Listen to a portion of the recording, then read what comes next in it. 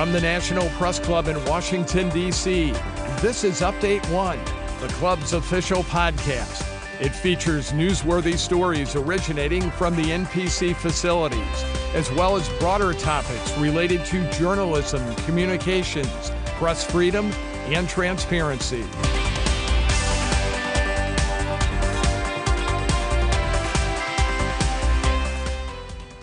Welcome to Update One, the National Press Club's podcast. I'm your host, Debra Silimeo, a member of the club's Board of Governors and the Broadcast Committee. And I'm really delighted to be talking with Brad Fitch, who leads the Congressional Management Foundation here in Washington. Like many of us, Brad began his career in journalism, then worked on Capitol Hill for more than a decade before joining the foundation. Now, if you don't know about its work, it offers counsel and training for members of Congress and staff, and especially new members and staff trying to get their offices up and running, and works to make Congress work better. It also offers guidance for people who want to communicate with and influence Congress. And Brad has written extensively about working with Congress and often advises reporters who are new to the Hill on what can be the strange world of covering Congress. So welcome, Brad. Thank you, Deborah. Glad to be here. Well, now that you've had the opportunity to work with some of the newest members of Congress, and since your mission is to make Congress work better, I'd really be interested in your thoughts on the prospects for this session. Well, I've had the honor of working now with 10 freshman classes, and this is obviously on some levels not much different than other classes in that they come very eager. They're interested in building bipartisan relationships. They're interested in seeing the institution function better. On average, they're a little younger than most freshman classes. They're in their 40s, although we still have some members in their 60s that have joined the freshman class. I actually attended a retreat with them, and I say, if I have to say one thing that differentiates this class from the others, they're a bit funnier. They told some really good jokes, and so I'm really hopeful the humor will come back to Washington, D.C., and they'll bring a little humor to the House and Senate chambers. But I also noticed in this class, there is always an interest in strong communications and ensuring that they're doing citizen engagement in a more modern way. And that's one of the things we've seen change over the last 10 to 20 years is that freshmen do acknowledge and recognize that interacting, whether it be with the social media or free media, mainstream media is essential part of their jobs. And I think that I'm hopeful that this class will function at a high level. The other interesting thing about this class, in contrast to some other recent classes, is it's bipartisan. It's about 55% Republican, 45% Democrat.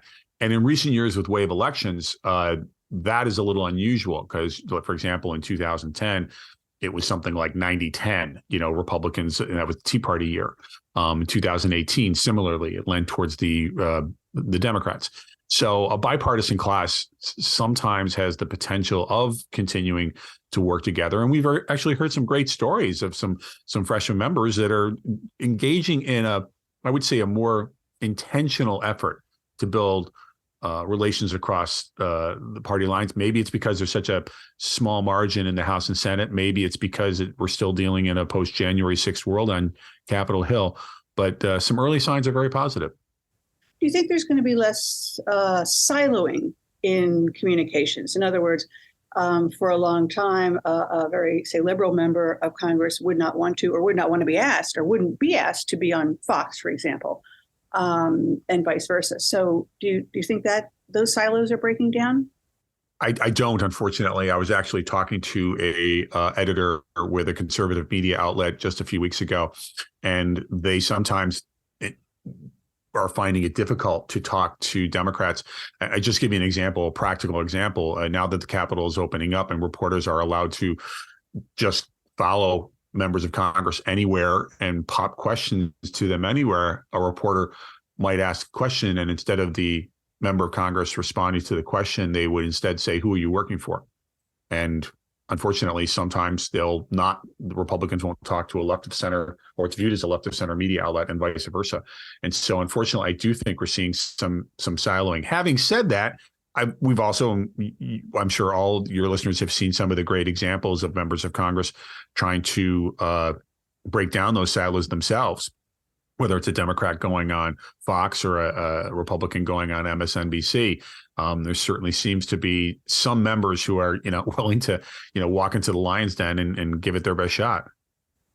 So I know that you have offered counsel to new reporters, and I wanted to ask you what advice you offer them. But perhaps I should also ask you what kind of advice you have in general for reporters covering Congress. I started my job decades ago as a stringer in my 20s, working for small TV stations in the Southwest and the South. So I kind of walked in everybody's shoes for a while, although it was the 1980s was a much, much different working environment on Capitol Hill, and interacting with the press was different. So first and foremost, have off the record conversations with as many staffers as possible, and definitely not just the communication staff. Now, of course, the communication staff is going to work very hard to prevent you from talking to legislative assistants or, chief counsels on the committees. But that one of the great things about the House opening up in January is if you go to a committee hearing and you see a chief counsel whispering in the ear of a chair, during a break, you can go meet that chief counsel and say, hey, hi, I'd like to introduce myself. I'm with this media outlet, and we're going to be covering the hearings, and we're going to be covering you in the future. And I just wanted to say hello. Not every interaction with a staff member has to be transactional. And I think that with so much pressure on reporters to produce content, they feel like they've got to get a quote, or they feel like they've got to get some content that's publishable. And I would say that's a mistake. Relationship building, whether you're a citizen trying to build a relationship with a lawmaker or a reporter trying to build a relationship with a lawmaker, it's based on trust that happens over time. And so that initial interaction you have with a staffer can just be, hey, this is what I do. This is where I'm from. This is what we're interested in. Maybe in the future we can grab coffee and talk a little bit more about common interests and things like that. So I think the first and foremost is relationship building is a key component of the long-term success of any representative from a media outlet. I also think that becoming a subject matter expert on the institution itself is important. Nothing turns off a member of Congress or staffer more than a reporter walking in to interact with them and being just ignorant of the process and not knowing about. And now it's okay to walk in and tell people what you don't know. I in fact really enjoy working either with new reporters or even student reporters who will be very transparent and say, look, I'm new to Washington and I don't know the difference between an appropriation and an authorization bill. Can you tell me about it? I mean, nobody in Washington dislikes being a trainer and teacher. They all like showing off how smart they are. So I think that would be, again, being very honest in what you know and what you don't know is going to lead to a more successful start of any career. Something you said made me just want to make the point that media relations and public relations have the word relations in them because relationships are at the heart of what we do. I want to talk for a minute about those of us in the communication side of it now, and the advocacy community, because I know you do a lot of work with them. With everything that's going on, the polarization we've talked about, the constant social media microscope, what are your top pointers for communicators and advocates? Well, for advocates, I first point out that it's not as bad as it looks on television, that the media, unfortunately, sometimes get a fair rap when they're labeled with the criticism that they cover all the heat and none of the light. And so if you look at some of the, especially mainstream media, national outlets, they're covering the controversial issues. And again, that's their business model. And I'm not really knocking it. I understand that you've got to cover abortion, immigration, guns, sometimes healthcare. That represents about 6%, 7% of what the Congress does when you look at the totality of the institution and what individual members are spending their time on. Individual members are focusing on meeting with emergency room nurses to talk about workplace safety, or they're talking with physical therapists about whether or not they can get their tuition reimbursed so they can work in rural areas, or they're talking with truck drivers about whether or not they can transport horses on double-decker trucks. And nobody ever won or lost their election on whether or not they supported horses being transported on double-decker trucks. So advocates need to appreciate that members of Congress have a lot more flexibility to be supportive or not supportive of whatever their legislative agenda is. And I rarely work with advocates, and as you pointed out, we have probably done 500 training sessions over the last 8 years with hundreds of organizations. And think I've done, of those hundreds, immigration has come up twice in those sessions. Abortion has never come up. And certainly guns have never come up, because it's just not something that the emergency nurses or the truck drivers or the dermatologists or physical therapists or realtors care about. I mean, they're focusing on their narrow issues. So most advocates actually have a window of opportunity. And this is especially true with freshman classes, because they haven't developed their positions on these issues that might be essential to you. So you not only have an opportunity to win over someone from an undecided to a yes, you maybe even can turn them into a champion. I got a great survey that we did of freshman members of Congress and staff in 2019. And one office gave us a case study about a group that came in February. They had their ducks in a row. They had people from all over the district. The people that were in the district were a representative sample of the people in that particular community. They talked about the issue, and the member of Congress said, "This is going to be my first bill." And it turned into a first piece of legislation. But it was only because the group was completely prepared. They had both anecdotal data and statistical data. They had storytelling and rational data to back up their cause. And the member of Congress became a champion within 1 month. You give us hope. That's my job. I really appreciate your thoughts. I know we are going to try to wrap this up, so I want to give you an opportunity. If there's anything else that you think it's important you'd like to communicate to our members and listeners.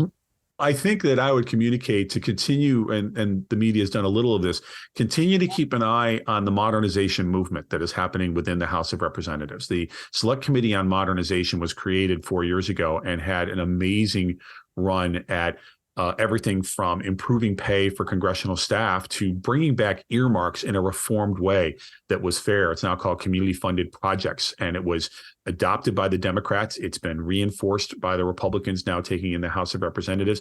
That's just one of the examples of the institution trying to modernize itself. And this is increasingly a central part of the Congressional Management Foundation's mission. We still have to get the Senate on the same path, but the House has made some just tremendous work, and it's been done in a bipartisan way by then Chairman Derek Kilmer of Washington, a Democrat, and William Timmons, a Republican of South Carolina. There's been some great research and articles written on this recently. And so I would tell reporters, keep an eye on the modernization movement. It's now moving over to the Committee on House Administration. A subcommittee has been created, but there's going to be continued improvements in the institution of Congress. And that is essential, because this is the life, the heart, the sinew of our democracy flows through the United States Congress. And we need a functioning Congress in order to have a functioning democracy. And there are more institutionalists than you might think that are focused on the Congress. And we encourage the reporters to keep an eye on those and cover them. And even though process sometimes can be boring, it's essential to our democracy. Thank you so much, Brad. Really appreciate it.